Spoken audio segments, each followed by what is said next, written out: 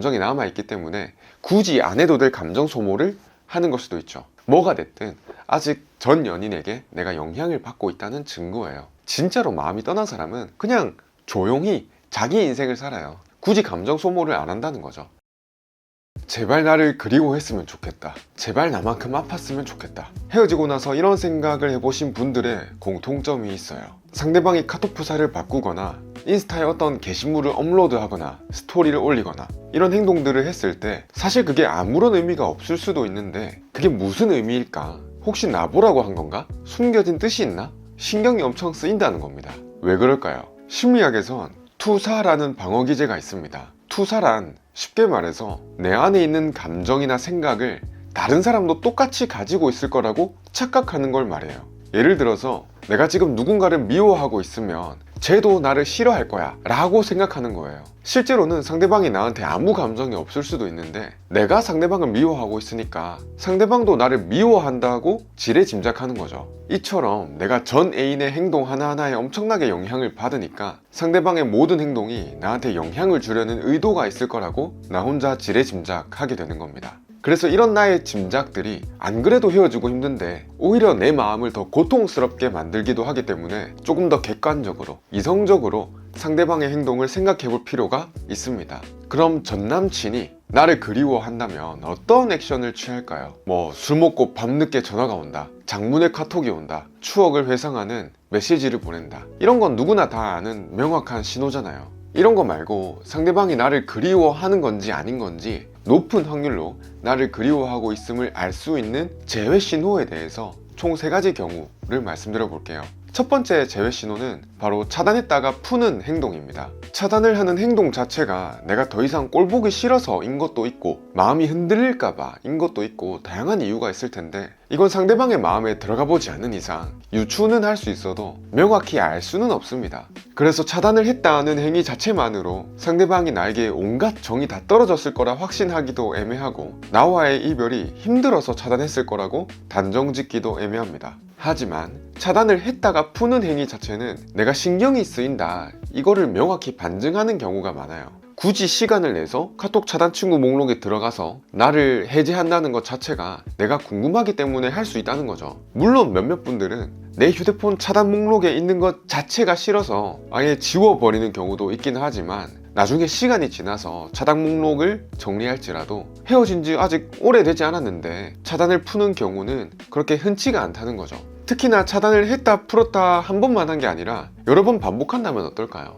걔 요즘 어떻게 지내는가? 프사가 바뀌었나? 연락할까 말까? 내가 차단한 동안 연락 온 거 아닌가? 이런 식으로 감정이 요동치고 있을 확률이 매우 높아요. 마음이 완전히 떠난 사람은 이런 감정의 롤러코스터를 타지 않습니다. 신경 안 쓰이는 사람이라면 이제 2번 다시 볼 마음이 1도 없는 사람이라면 왜 굳이 차단했다 풀었다를 반복하겠습니까? 다음으로 2번째 제외 신호는 평소에 그러지 않았던 사람이 뭔가 티내려고 하는 행동입니다. 예를 들어서 평소에 인스타를 거의 안 하던 사람이에요. 1년에 게시물을 2개, 3개 올릴까 말까 한 스타일인 거죠. 그런데 나랑 헤어지고 나서 얼마 뒤부터 갑자기 변하기 시작한 거예요. 예를 들어서 예쁜 카페를 갔다 그러면 그거 업로드하고 친구들이랑 신나게 노는 사진을 스토리로 올리고 운동하는 모습을 게시물로 올리고 카톡 부사를 바꾸거나 프로필 뮤직을 바꾸거나 상태 메시지를 바꾸거나 이렇게 상대방이 이전에는 보이지 않았던 행동들을 하는 거죠. 일반적으로는 헤어지고 나서 상대방의 SNS를 보거나 카톡을 보는 게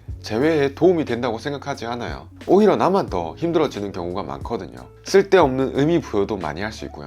하지만 평소에 그러지 않았던 사람이 나랑 헤어지고 나서부터 갑자기 변했다면 이거 높은 확률로 상대방이 나한테 영향을 받고 있다는 신호일 수 있기 때문에 의미를 부여해 볼 만하다는 거죠. 실제로 상담하면서 이런 경우도 많이 봤어요. 제가 상담을 통해서 전달드린 멘트를 그대로 상대방한테 카톡으로 보낸 겁니다. 그런데 상대방이 그 카톡에 대한 답장은 안 해요. 혹은 답장을 해도 그냥 간단한 의례적인 답장만 한 겁니다. 근데 갑자기 그 이후부터 인스타 게시물이 올라오기 시작하는 겁니다. 카톡 프사도 바뀌어요. 인스타 스토리에는 자기가 신나게 놀고 있는 그런 모습을 올리는 거예요. 이렇게 되면 처음에 상담받으신 분들이 걱정을 하죠. 내가 말을 잘못한 건 아닌가? 이거 완전 역효과 아닌가, 잘못 판단한 거 아닌가, 물론 그럴 수도 있겠죠. 그런데 대부분은 시간이 지나면 결국 웃게 됩니다. 왜냐하면 상대방이 나의 말에 영향을 받아서 자존심을 부리기 위해서 평소에 하지 않던 행동을 하는 경우가 많기 때문이거든요. 상대방 심리를 한번 분석해 볼게요. 우리의 카톡을 상대방이 받았습니다. 그리고 마음이 흔들립니다. 아, 어떡하지? 이걸 답장을 할까? 그래도 내가 자존심이 있는데 나 잘 지내는 거 보여줘야지. 그래서 답장 대신에 내가 인스타나 카톡으로 간접적으로 메시지를 보내는 거예요. 나를 봐라, 나 이렇게 잘 지내고 있다, 너 없이도 나 안 힘들다, 이런 마음인 거죠. 근데 진짜로 안 힘들고 무관심하면 이런 행동 자체를 안 해요. 그냥 조용히 자기 일상 살면 됩니다. 원래 하던 대로 한다는 거죠. 굳이 뭔가를 보여주려고 하는 건 나를 의식하고 있다는 반증일 수가 있겠죠. 이런 경우에는 이 두 가지 패턴으로 흘러가요. 첫 번째 패턴은 결국 상대방이 제풀에 지쳐서 먼저 연락이 옵니다.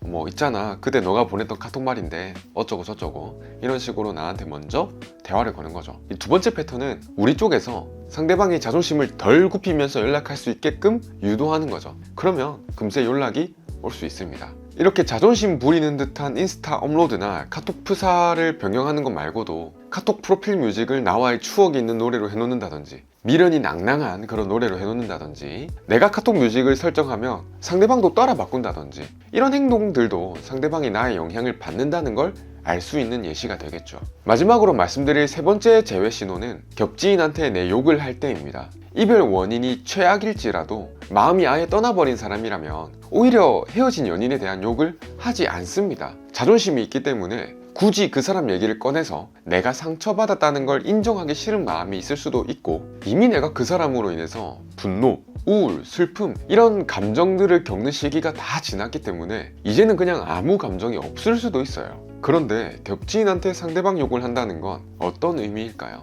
헤어진 연인 서로가 아는 공통 지인이잖아요. 내가 여기서 한 말이 상대방 귀에 들어갈 수도 있다는 걸 당연히 알고 있는 거예요. 그럼에도 불구하고 욕을 한다는 건 이건 자존심이 발동해서 쟤가 나한테 이렇게 했다는 거 다 알려야겠다, 내가 피해자라는 거 다들 알아야 된다, 이런 식으로 상대방한테도 내 말이 전달되길 은근히 바라면서 자존심을 지키려고 욕하는 걸 수도 있어요.